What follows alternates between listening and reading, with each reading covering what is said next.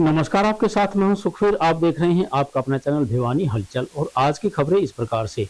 वीरवार को हरियाणा विद्यालय शिक्षा board chairman doctor VP Yadav व सचिव कृष्ण कुमार ने बोर्ड कार्यालय में रीअपियर एग्जाम के संचालन को लेकर प्रेस वार्ता को संबोधित किया। अपने संबोधन में उन्होंने 26 जुलाई को सीनियर सेकेंडरी की परीक्षा व सेकेंडरी और डीएलएड की परीक्षा 27 जुलाई से संचालन करने की बात कही, जिसका समय 2 बजे से 5 बजे तक होगा। बोर्ड अध्यक्ष ने बताया कि हरियाणा प्रदेश में गत दिनों भारी बारिश व बाढ़ के चलते 20 व 21 जुलाई से आरंभ होने वाली जुलाई 2023 परीक्षाओं को स्थगित कर दिया गया था। उन्होंने बताया कि सीनियर सेकेंडरी शैक्षिक कंपार्टमेंट अतिरिक्त विषय आंशिक अंक सुधार एक विषय की 1 दिवसीय परीक्षा का आयोजन 26 जुलाई 2023 को करवाया जाएगा। उन्होंने बताया कि सेकेंडरी शैक्षिक कंपार्टमेंट अतिरिक्त विषय पूर्ण विषय आंशिक अंक सुधार व विशेष अवसर की परीक्षाएं 27 जुलाई से आरंभ होकर 4 अगस्त 2023 तक संचालित होंगी। बोर्ड सचिव ने बताया कि डीएलएड के प्रवेश वर्ष 2020 व 21 और 22 के प्रथम वर्ष नियमित व रीअपियर तथा प्रवेश वर्ष 2016 से 18, 17 से 19, 18 से 20 व 19-20 मर्सी चांस प्रथम वर्ष की परीक्षाएं 27 जुलाई से आरंभ होकर 22 अगस्त 2023 तक संचालित करवाई जाएंगी। उन्होंने बताया कि इसी वर्ष प्रवेश वर्ष 2020 व 21 के द्वितीय वर्ष नियमित व रीअपियर तथा प्रवेश वर्ष 2016 से 18, 17 से 19, 18 से 20 व 19-21 की मर्सी चांस द्वितीय वर्ष की परीक्षाएं 28 जुलाई से आरंभ होकर 23 अगस्त 2023 तक आयोजित होंगी। उन्होंने बताया कि परीक्षाओं का समय दोपहर 2 बजे से साढ़े 5 बजे तक रहेगा। विद्यालय शिक्षा बोर्ड आज 12वीं, 10वीं और डीएलएड की जो परीक्षाएं होने वाली हैं उनके एडमिट कार्ड आज लाइव कर रहा है। सेकेंडरी की जो परीक्षा है वो 27 तारीख से शुरू होगी। सीनियर सेकेंडरी की 1 दिवसीय परीक्षा ना वो 26 तारीख को होगी और इस तरह से साथ में ही डीएलएड की परीक्षाएं भी शुरू हो जाएंगी। इन परीक्षाओं में 12वीं के अंदर कुल 37,160 कैंडिडेट अपियर होंगी और 10वीं में 38,504 कैंडिडेट अपियर होंगे और हमने कुल मिलाकर 162 परीक्षा केंद्र बनाए हैं। हाँ, नमस्कार। और इस तरह से जो है इन 162 परीक्षा केंद्रों में परीक्षाएं दी जाएंगी। तो ये अभी है और जो परीक्षाओं का समय रहेगा वो दोपहर में 2 से 5 बजे तक रहेगा। और साथ में ही इससे पहले कोई अगर त्रुटि रह गई है तो विद्यार्थी परीक्षा प्रारंभ होने से पहले बोर्ड में आकर अपने जो प्रवेश पत्र है उसके अंदर शुद्धि करवा सकते हैं ताकि बाद में दिक्कत ना आए और उसके बाद किसी तरह की त्रुटि के लिए कोई भी आवेदन मान्य नहीं होगा। जिन विषयों को विद्यार्थियों को लेखक की आवश्यकता है वो अपने सत्यापित प्रमाण पत्र लेकर सेंटर में भी पहुंच सकते हैं, वहां पर उनको जो है लेखक मिल जाएगा। और इन सभी परीक्षाओं केंद्र के रोकने के लिए 28 प्रभावी उड़न दस्ते बनाए गए हैं। ये रहेगा और जो किसी को अगर किसी तरह की दिक्कत आती है तो बोर्ड की वेबसाइट के ऊपर जाकर जो हमने नंबर दिए हैं 01664 और 254300 और 254309 इन नंबरों के ऊपर संपर्क कर सकता है। सभी विद्यार्थियों को मैं शुभकामनाएं देना चाहूंगा कि वो परीक्षाएं जो है निश्चिंत होकर आराम से दें और किसी तरह की किसी असुविधा अगर हो तो तुरंत वो अपने जो हमारे कंट्रोल सेंटर हैं उनसे भी संपर्क कर सकते हैं। 2 से 5 बजे तक का परीक्षा से या 26 जुलाई को 12वीं की सीनियर सेकेंडरी की परीक्षा 1 डे परीक्षा है वो 26 को होगी और 10वीं की परीक्षा वह 27 जुलाई से शुरू हो जाएंगे और साथ में डीएलएड की परीक्षाएं भी शुरू हो जाएंगी। ज्यादातर हमारे सेंटर जो हैं वो डिस्ट्रिक्ट हेडक्वार्टर के ऊपर हैं और वहां पर क्योंकि शहर के बाहर अंदर पानी नहीं भरा है इस टाइम पर और उन परीक्षा केंद्रों को हमने जांच कर लिया है, वहां पर पहुंचने में किसी को कोई दिक्कत नहीं है। वर्ष 2024-25 में भिवानी के सामान्य अस्पताल में मेडिकल कॉलेज की कक्षाएं शुरू करवाने की तैयारियों को लेकर पीजीआईएमएस रोहतक से 3 सदस्यीय टीम ने अस्पताल के जर्जर भवन का निरीक्षण किया। इस बारे में जर्जर हालत को देखकर खफा हुई टीम ने भवन की शीघ्र मरम्मत करवाने के दिशा निर्देश जारी किए। टीम में पीजीआईएमएस रोहतक के डीन की तरफ से डॉक्टर गीता लठवाल, डॉक्टर निशा और एक अन्य चिकित्सक शामिल थे। उन्होंने सिविल सर्जन डॉक्टर रघुवीर सांडिल्य, प्रधान चिकित्सा अधिकारी डॉक्टर एडविन, उप civil surgeon doctor Krishna Kumar, medical college के निर्माण कार्य में जुटी ब्रिज एंड रूफ कंपनी के अधिकारियों के साथ सामान्य अस्पताल का निरीक्षण किया। टीम ने सामान्य अस्पताल के आपातकालीन विभाग ओपीडी, महिला OPD, lab, blood centre, ward भवन, लेबर रूम, निकू वार्ड का बारीकी से निरीक्षण किया। निरीक्षण के दौरान न तो फर्श ठीक हालत में मिले और न ही छत ठीक मिली। छत और दीवारों से पानी लीकेज की समस्या के कारण पानी टपक रहा था। इसे देखकर टीम ने कहा कि इतनी बुरी हालत आज तक किसी अस्पताल की नहीं देखी गई और आप लोग इसमें मेडिकल कॉलेज के भावी चिकित्सकों को ट्रेनिंग करवाने की सोच रहे हैं। इसके अलावा फर्श समतल नहीं थे, वहीं शौचालयों में पानी जमा हो रहा था, जिसकी टूटियां और वॉश बेसिन भी खस्ता हालत में मिले। वहीं मेडिकल कॉलेज के निर्माण कार्य में जुटी ब्रिज एंड रूफ कंपनी के अधिकारियों ने बताया कि जूनियर रेजिडेंट्स, स्टाफ रेजिडेंट्स का कार्य सितंबर तक पूरा हो जाएगा, जबकि बाकी का निर्माण कार्य मार्च 2024 तक पूरा हो जाएगा। ऐसे में वहां मेडिकल स्टूडेंट्स की रिहाइश और कक्षाएं लग जाएंगी, जबकि अस्पताल में वे क्लिनिकल वर्क पूरा कर सकेंगे।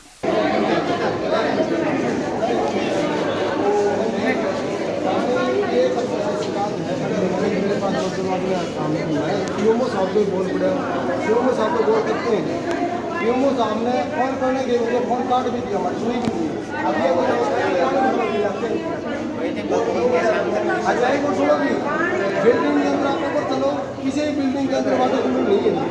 मैडम को तैयार में चलने को लिख दिया, नहीं क्या करूँगा ये लगा हो ऊपर चलो 8 number 7 number 6 number 5 number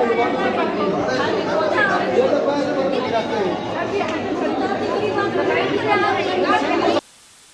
Bhiwani police ने एक बार फिर से खाकी वर्दी की शान बढ़ाने का काम किया है। वीरवार सुबह देवसर बापोड़ा रोड पर बदमाशों के साथ हुई मुठभेड़ में एक बदमाश को गोली लगने के कारण गिरफ्तार कर लिया गया। बहरहाल पुलिस ने दोनों बदमाशों को हिरासत में ले लिया है, जिनसे भारी मात्रा में कारतूस व 5 पिस्तौल बरामद भी किए हैं।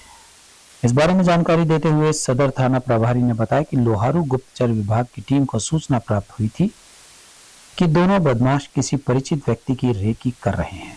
सूचना की महत्वता को देखते हुए नाकेबंदी कर उन्हें रोकने के लिए कहा।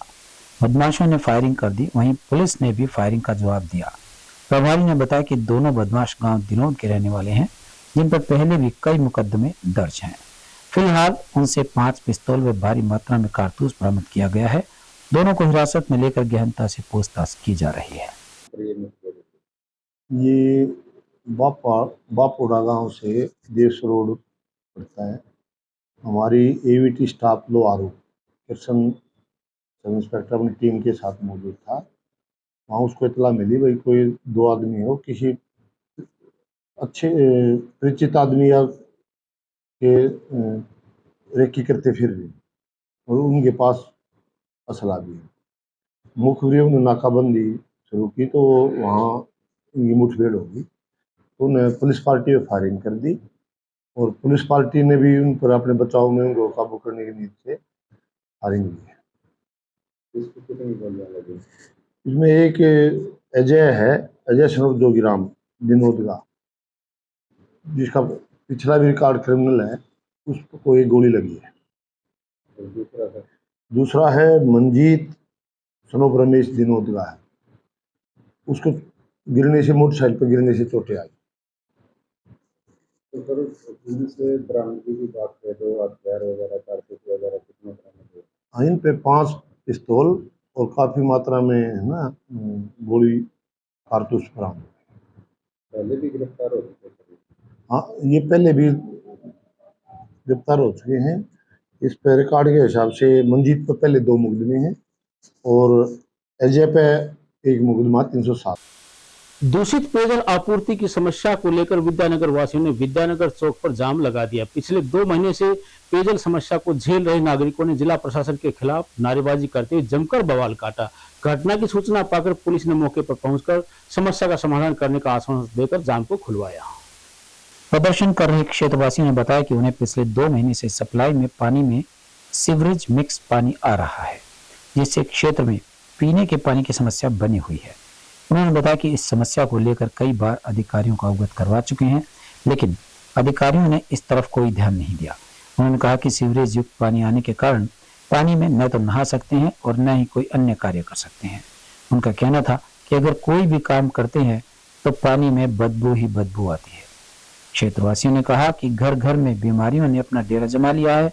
उन्होंने अपील की कि क्षेत्र में पानी की समस्या का जल्द से जल्द समाधान किया जाए। इस मौके पर जन स्वास्थ्य विभाग के अधिकारी ने बताया कि टी पॉइंट पर पानी रिसने की वजह से सीवरेज का पानी मिलकर सप्लाई हो रहा था।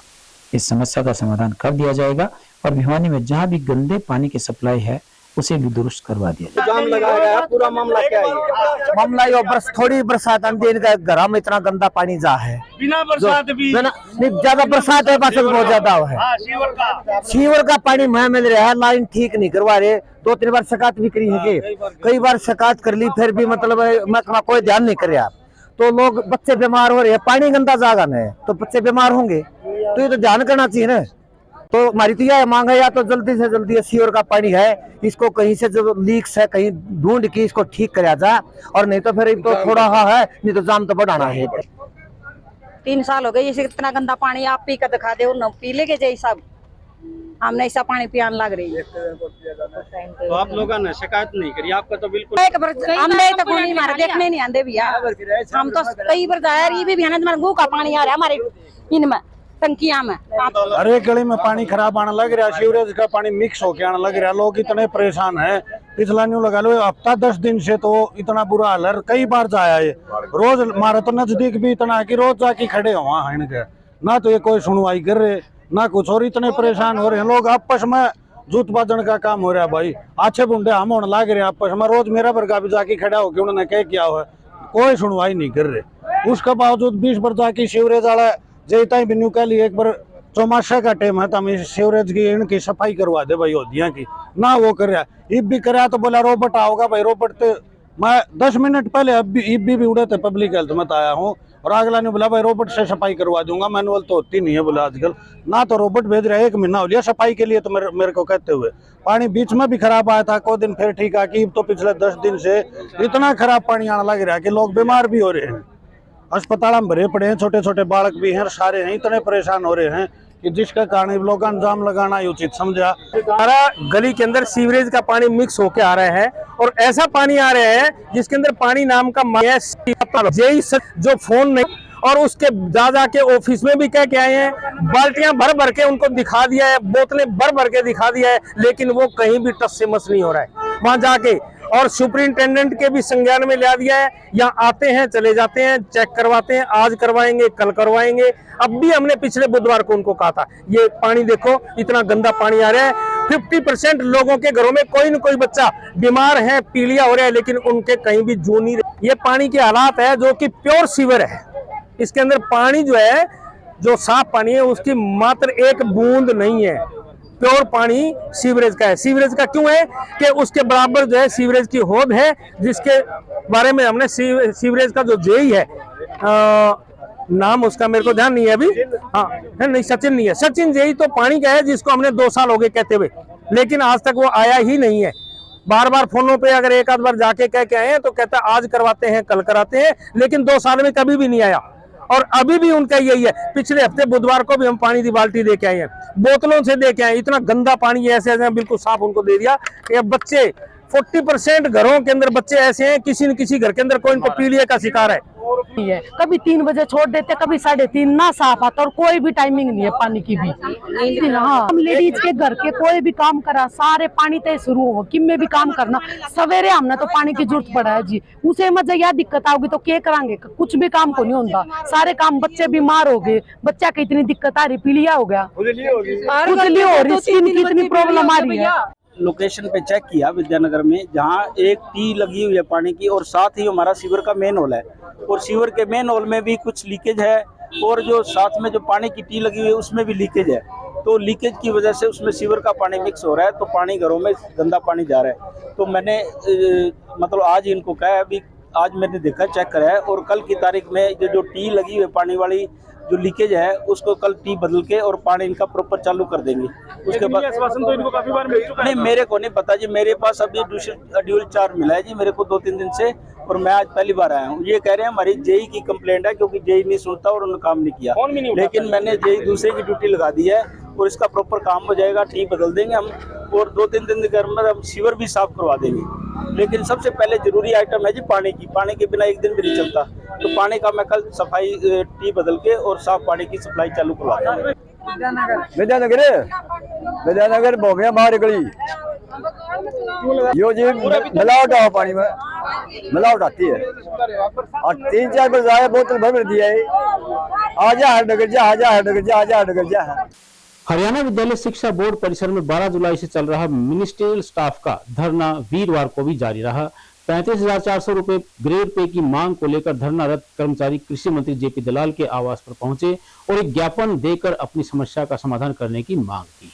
इस मौके पर कर्मचारियों ने कहा कि 25 अगस्त 2014 को सरकार ने मंत्रिमंडल में फैसला लिया था कि क्लर्क्स को 35,400, सहायक को 44,900 और अधीक्षक को 56,100 रुपए का वेतन देने का वायदा किया था।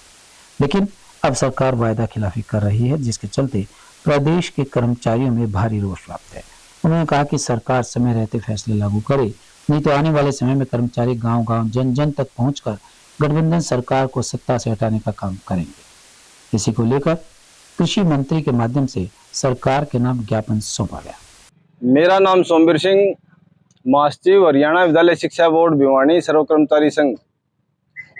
हमारी मांग है 25 अगस्त 2014 को सरकार, पूर्ववर्ती सरकार कांग्रेस सरकार ने मंत्रिमंडल का एक फैसला लिया था, जिसमें क्लर्क को 35,400, सहायक को 44,900 और अधीक्षक को 56,100 का वेतनमान देने का फैसला लिया गया था, जिसका नोटिफिकेशन करने के लिए उन्होंने 1 नवंबर 2014 का समय दिया था।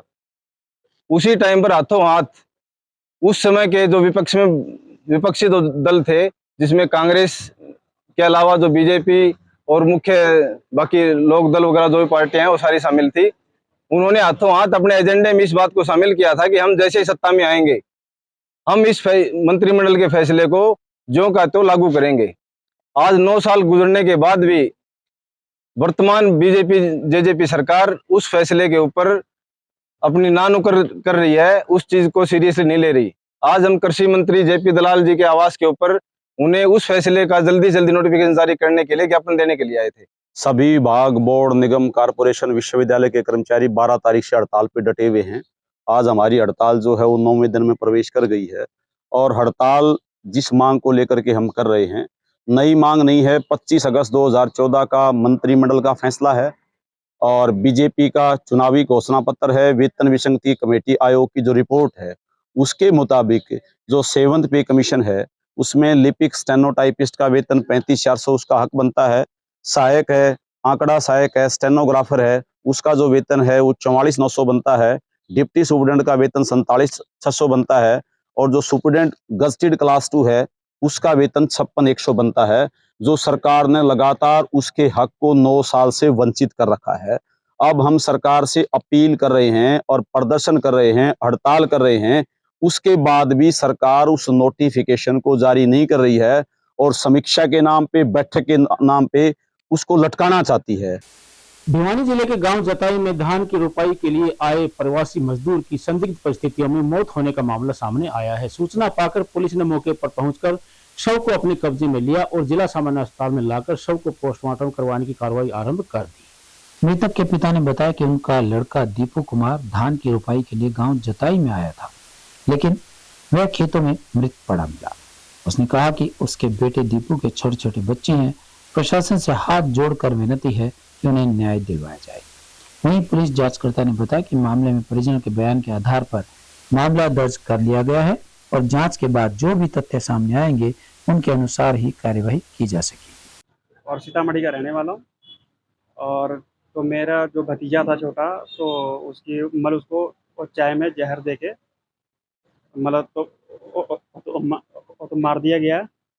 तो मैं वही चाहता हूँ कि मेरे को तो न्याय मिले। कितने बच्चे हैं उनके? ये 3 बच्चे हैं। वो भोरा गांव का रहने वाला, सीतामढ़ी जिला है और ये बिहार पड़ता है। यहाँ किस लिए आया था? हाँ जी, यहाँ पे जीरी लगाने आया था वो। और गांव में लगा रहे? ये जी तो जताई पिंड में जीरी लगा रहे थे। तो किस प्रकार, किस बात को लेकर झगड़ा हुआ? यहाँ कौन रहता है? ये जी उनकी आपस में कोई रात को रंजिश हुई होगी तो हाँ जी, तो मतलब उसका उन्होंने जहर दे के बदला लिया। कितने साथ में वो तो उनके साथ 12 जने थे सर, टोटल 12 जने थे। तो मतलब एक की डेथ होगी। बिहार के थे? हाँ, सारे बिहार के। दोनों में झगड़ा हुआ है। हाँ जी, हाँ जी, मैंने इधर रिपोर्ट तो कराई है थाने में, अब देखो क्या न्याय मिलता है। उनको चोट के निशान भी है उसके? चोट के निशान सर नहीं है, तो मुंह से ब्लीडिंग आ रही है और नाक से तो झाग निकल रहा है और पानी निकल रहा है, पेट बिल्कुल फूला हुआ है। कहाँ मिला था आपने? ये जी जताई पिंड में। खेत में मिला? हाँ जी, हाँ जी, तो मोटर पे पड़ा हुआ था वैसे ही, तो ना कोई साम संभाल, ना कुछ, ना कोई हॉस्पिटल लेके आया, ना कुछ। सूचना किसने दी आपको? हाँ, और मेरे को जब मैं सवेरे मैंने फ़ोन किया तो मेरे को उलझाया गया, कहते करंट लग गया है, आप मत आओ, आप बहुत दूर हो, हम अपना खुद जला देंगे। हाँ, तो वो लोग बात को टालने के चक्कर में थे, ये साफ साफ मर्डर है। ये वजह क्या मांग करते थे यार? आपने फोन किसने किया? तो मैंने तो पहले मेरे को घर से फ़ोन आया कि हाँ दिलीप को करंट लगने से अब मौत हुई है। यहाँ पे आके फिर मैंने यहाँ पे सुनील है कोई, इनका जो हेड है, जो सुनील है कोई, तो उन्होंने मेरे को बताया कि इनको करंट लग गया है पहले। फिर उनके बाद मैंने उनसे एड्रेस पूछा तो उन्होंने मेरे को उलझाया। वो कहते कि मैं तो थोड़ी देर में देता हूँ। फिर कहते, फिर उन्होंने फ़ोन स्विच ऑफ तो कर लिया अपना। फ़ोन स्विच ऑफ करने के बाद मैंने फिर किसी और का नंबर निकाला, तो वहाँ से मेरे को पता लगा सुनील इनके साथ कोई, इनका हेड है कोई। बिहार का है या बिहार के है, बिहार के, सारे बिहार के सर इनके साथ। फिलहाल का गाँव में? हाँ जी, हाँ, ये भी जताई में है। जताई में? हाँ जी, हाँ जी सर, वहीं मर गया था या हॉस्पिटल? वहीं पे मर गया था सर। हम जब वहाँ पहुँचे तो रविंदर नाम है, रविंदर महतो। मेरा लगता है पोता। इनके छोटे छोटे बच्चे हैं, इनकी जैसे कोई उपाय नहीं है। खेता में हमको पता लगा से मरा हुआ पड़ा मोटर में। हम कल आए तो मुझे जितना लगा जैसे मेरी थी, मैं हॉस्पिटल में लेके आया उनको। लेकिन यही यहाँ कुछ सरकार से मेरा विनती है जो उनको अन्याय मिले, बच्चा को, कोई छोटे छोटे बच्चे हैं, उनकी सरकार इसका कोई, हाँ, कोई उनको हमारा मदद करे सरकार यहाँ। वैसा यही विनती है मुझे सरकार से। और मैं क्या बताऊँ, छोटे छोटे बच्चे हैं, मजदूर आदमी। मामला ये था जी, कल सूचना मिली थी कि भाई जताई गांव के खेतों में एक युवक के एक्सपायर हो चुके हैं। जब वहां पहुंच के देखा तो एक युवक जो बिहार से आए हुए थे धान लगाने के लिए, उनमें से एक युवक वहां लेटा हुआ था। उसको जाके चेक किया तो सांस वांस कुछ नहीं था। फिर उसको हॉस्पिटल ले आए और यहाँ उसके परिजनों की दरखास्त पे कार्रवाई कर। 18वें महापुराणों में शिव महापुराण चतुर्थ पुराण है, जिसका एक एक अक्षर साक्षात भगवान शिव है। यह कहना है श्री श्री 1008 महामंडलेश्वर बाल योगी साध्वी करुणागिरी का। यह बात उन्होंने हनुमान गेट स्थित बैकुंठ धाम में स्थित पशुपति नाथ मंदिर में आयोजित श्री महापुराण कथा के दौरान कही। कथा व्यास श्री श्री 1008 महामंडलेश्वर बाल योगिनी साध्वी करुणागिरी ने कहा कि 18 महापुराणों में शिव महापुराण चतुर्थ पुराण है, जिसका एक एक अक्षर साक्षात शिव है। दूसरे दिन की कथा में महामंडलेश्वर करुणागिरी महाराज ने बताया कि भगवान शिव भोले हैं, जिसे भगवान का प्रेम प्राप्त हो वह भाग्यशाली होता है। उन्होंने इस दौरान शिव तत्वों का विवेचन किया। कथा स्थल पर बड़ी संख्या में श्रद्धालु मौजूद रहे। संगीतमय कथा प्रतिदिन दोपहर 3 से शाम 6 बजे तक की जा रही है। कथा व्यास महामंडलेश्वर बाल योगिनी साध्वी करुणागिरी महाराज ने कहा कि किसी भी वस्तु चीज को जितना बांटो उतनी ही वो बढ़ेगी। उन्होंने कहा कि भगवान शंकर का नाम और ध्यान भी मंगलमय है। कथा को शांत चित्त व प्रभु को ध्यान में रखकर ही श्रवण करना चाहिए।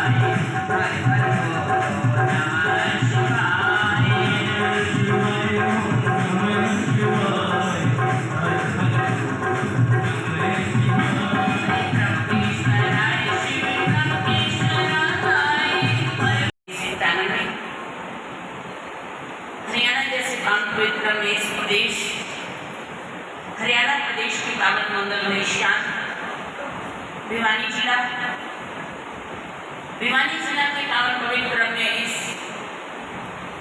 बैकुंठ धाम के पावन मंगलमयी धरा पर पुरुषोत्तम मास के पावन मंगलमयी शिवारों में श्री महाप्राण के द्वितीय दिवस की संयुक्त अनिल की पावन लीला में श्री ठाकुर जी की चर्चा करने का सुंदर सौभाग्य प्राप्त हुआ। अन्य मंच समक्ष विराजमान श्री ठाकुर जी महाराज, समक्ष विराजमान भगवान श्री का साक्षात स्वरूप श्री महापुराण, समक्ष विराजमान विद्वत लेखक मंडल, विद्वत संगीत मंडल, मुख्य आसन पर विराजमान सौभाग्यशाली सदस्य परिवार तथा अपने ही रूप में विराजमान मेरी अपनी ही पवित्र प्यारी अभिन्न आत्मा, श्री ठाकुर जी के अनंत कृपा से, भगवान श्री नारायण के महती महती कृपा से मनुष्य को अपने जीवन में सत्संग के सुंदर क्षण न जाने कितने जन्मों के पुण्यों के फल स्वरूप से प्राप्त होंगे। भगवान श्री नारायण के मंदिर में कृपा जब किसी जीव पर होती है तब उस जीव को अपने जीवन में भगवान की सुंदरतम मंगलतम अनुपम भगवत कथा के जीवन में प्राप्त होती है।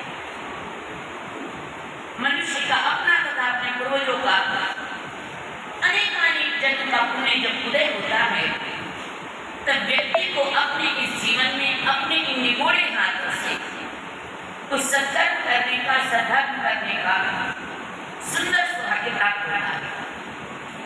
श्री श्री महापुराण भगवान श्री नारायण के पावन मंगल में ये कथा जनमानस के कल्याण के लिए हमने शमशान भूमि में इसलिए रखा है। ज्ञात अज्ञात आत्माएं कितने जन्मों से भटकती रहती हैं, सभी लोगों का उद्धार हो जाए, पुण्य आत्माओं का किस किस जन भटकती रहती हैं। इसलिए हमने हर मानस के जन कल्याण के लिए इसका आयोजन नरसिंह भगवान की कृपा से हुआ है। ये जो श्रावण अधिक मास है ये नरसिंह भगवान का ही बनाया हुआ है। इन्होंने ही जो 13 महीने का जो 3 साल में एक दफ़ा आता है अधिक मास, ये नरसिंह भगवान की कृपा से सभी आयोजन हो रहा है। ये कथा 18 तारीख से 26 तारीख तक चलेगी। 27 तारीख को हवन प्रसाद होगा। हम ये चाहते हैं, हर इस समय कलयुग घोर कलयुग है, इसमें शंकर भगवान परमपिता परमात्मा महाशिव हैं, इसी से ही जन कल्याण हो सकता है और कोई संभव नहीं। सब्जी की फसलों को बरसात के मौसम में कीटों के प्रभाव से बचाने के लिए किसान भाई अपने खेतों से करे बरसाती पानी की निकासी। यह सलाह कृषि विभाग के वैज्ञानिक डॉक्टर देवीलाल ने किसानों को दी। उन्होंने कहा कि बाढ़ की स्थिति के चलते इस बार सब्जी की फसलों की कम पैदावार होने की स्थिति बन रही है। भिवानी जिले के गांव हरसुख ढानी व रेवाड़ी खेड़ा के किसान महावीर व राजकुमार ने बताया कि उन्होंने बेल वाली सब्जियां, तुरई, घिया और भिंडी की फसलें बो रखी हैं। उस पर अब अधिक नमी के कारण कीटों का प्रभाव दिखने लगा है। इससे उनकी फसल बर्बाद हो रही है तथा उनके उत्पाद में भी कमी नजर आ रही है। उन्होंने कहा कि अधिक बरसात के कारण नमी में सब्जियों को खराब करने वाले कीट अधिक पैदा होते हैं, जिसके कारण उनकी फसल को नुकसान हो रहा है। उन्होंने बताया कि उपचार करने के बाद भी कोई विशेष असर कीड़ों पर पड़ता नजर नहीं आ रहा। वहीं कृषि विज्ञान केंद्र भिवानी के वैज्ञानिक डॉक्टर देवीलाल ने बताया कि हरियाणा प्रदेश में अब की बार बारिश सामान्य से अधिक हुई है। आने वाले 22 व 24 जुलाई को भी भिवानी में अच्छी बारिश की संभावना है। इसीलिए किसानों को चाहिए कि वे अपनी फसल में पानी खड़ा न होने दे और पानी की निकासी की समुचित व्यवस्था करें। उन्होंने किसानों को आगाह किया कि जिन किसानों ने सब्जियां बो रखी हैं वे 2-4 दिनों में अपनी फसल को जरूर चेक करें और कोई कीट पाया जाता है तो उसका उपचार विशेषज्ञों की सलाह से करें। राजकुमार है। राजकुमार जी, क्या कहेंगे, बारिश हो रहे हैं, सब्जियों की अगर बात बारिश से सब्जियों में बहुत नुकसान हो रहा है जी। अब ज़्यादा घास भी बहुत ज़्यादा हो गया और उसमें कीड़ा कोई भी दवाई असर नहीं कर रही। पीछे लगावा दवाई लिया ना तो कीड़ा मर रहा, उल्टा जाके खावा तो कह जी मौसम के कारण गर्मी ज़्यादा है इसके कारण नहीं मर रही, कोई कीड़ा नहीं मर रहा। और घिया तोरी बो रखी है जी, ना उनमें कोई नुकसान हो रहा है जी, घास हो गया ना घिया तोरी लग रही जी, और कीड़ा काटा तो खराब हो रही है जी सारी की सब्जी जी। तो कितनी पैदा होने की उम्मीद थी और कितनी पैदा होगी? पैदा तो जी हो जा रही जी, एक 2 कनाल में भिंडी बो रखी है जी, 50-60 हज़ार की हो जा रही है, ये 15 हज़ार की। 60 तक बीमारी से जल की पीली हो रही है, सब्जी कोई भी खिलाए उड़ी वैसे नहीं मरे गई, सब्जी खत्म ही हो रही तो बारिश में सब्जी में तो सर नुकसान है और चीज़ में नुकसान से को नहीं। हर कपास में से दिनों से लगातार बरसात का जो चल रहा है दौर वो आगे भी जारी रहने की संभावना है।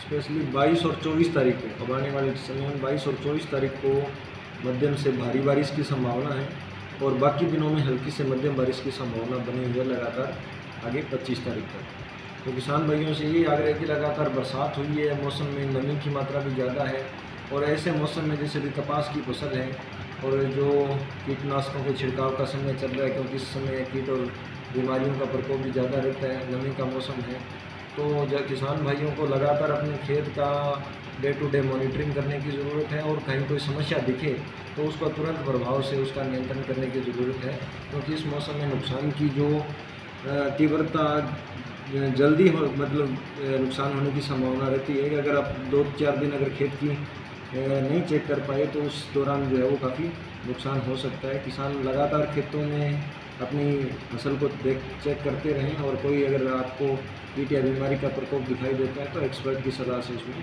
किसान भाइयों ने जो बेलदार सब्जियां लगा रखी है, बेल वाली सब्जियां, खास तौर पे इन पर क्या है कि जब बरसात होती है तो इसमें जल भराव की समस्या पैदा हो जाती है, तो किसान भाइयों को ध्यान रखने की ज़रूरत है। जब भी जल जमाव हो उसको तुरंत उसको निकालें, अन्यथा इसमें जो सब्जियों का बेल जो है वो ख़राब होने की और सब्जियां भी ख़राब क्योंकि जल्दी ख़राब होती है, नमी जो पानी अगर भरा रह जाता है तो जल्दी इनमें नुकसान होने की संभावना रहती है। तो किसान भाइयों को विशेष सतर्कता बरतने की ज़रूरत है। जब भी बरसात हो तो उसमें आपको पानी खड़ा न रहे, उनको उसकी जल निकासी का उचित प्रबंध। आज की खबरों में बस इतना ही। अब मुझे दीजिए इजाजत। देखते रहिए आपका अपना चैनल भिवानी हलचल।